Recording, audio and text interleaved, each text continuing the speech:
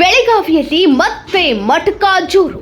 ಬೆಳಗಾವಿಯಲ್ಲಿ ಸುಮಾರು ಬಾರಿ ಮಟಕ ಅಡ್ಡೆಗಳ ಮೇಲೆ ರೇಡ್ ಮಾಡಿದ್ರು ಮತ್ತೆ ಅದೇ ದಂಧೆಯನ್ನ ಮಟಕ ಬುಕ್ಕಿಗಳು ಬೇರೆ ಬೇರೆ ಕಡೆ ಪ್ರಾರಂಭ ಮಾಡ್ತಾರೆ. ಇವತ್ತು ನಮ್ಮ ವಾಹಿನಿಯ ಕ್ಯಾಮೆರಾದಲ್ಲಿ ಸೆರೆಯಾಗಿದೆ. ಈ ಒಂದು ಪ್ರದೇಶ ಮಚ್ಚಿ ವ್ಯಾಪ್ತಿಯಲ್ಲಿ ಬರ್ತದೆ.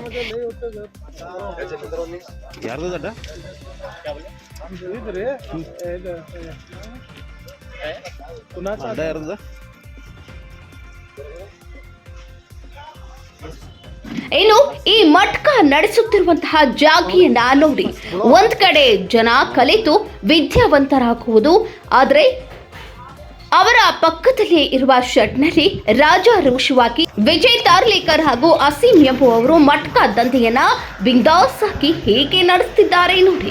ಇನ್ನು ಇದು ಜನಸಾಮಾನ್ಯರ ಕಣ್ಣಿಗೆ ಬಿದ್ದಿದೆ. ಈ ಒಂದು ಮಟಕ ಅಡ್ಡ ಪೊಲೀಸರಿಗೆ ಹೇಗೆ ಕಣ್ಣಿಗೆ ಬಿದ್ದಿಲ್ಲ ಎಂಬುದು ಪ್ರಶ್ನೆಯಾಗಿದೆ.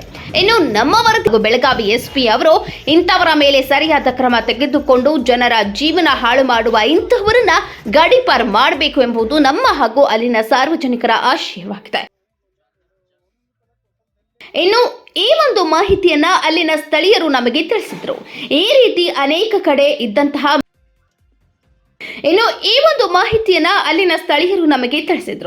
ಈ ರೀತಿ ಅನೇಕ ಕಡೆ ಇಂತಹ ಮಟಕ ಅಡ್ಡೆಗಳ ಬಗ್ಗೆ ಮಾಹಿತಿಯನ್ನ ನಮ್ಮ ವಾಹಿನಿಗೆ ಜನ ತಿಳಿಸುತ್ತಾ ಇದ್ದಾರೆ. ಮುಂದಿನ ದಿನಗಳಲ್ಲಿ ಎಲ್ಲವನ್ನೂ ಸುವರ್ಣ ಜನನಿ ವಾಹಿನಿ ನಿಮ್ಮ ಮುಂದೆ ಬಿಚ್ಚಿಡಲಿದೆ. ಸಂಬಂಧಪಟ್ಟ ಪೊಲೀಸ್ ಅಧಿಕಾರಿಗಳು ಇತ್ತ ಕಡೆ ಗಮನ ಹರಿಸಿ ಈ ದಂಧೆಯನ್ನ ನಿಲ್ಲಿಸಬೇಕೆಂಬುದು ನಮ್ಮ ಕಳಕಳಿಯಾಗಿದೆ.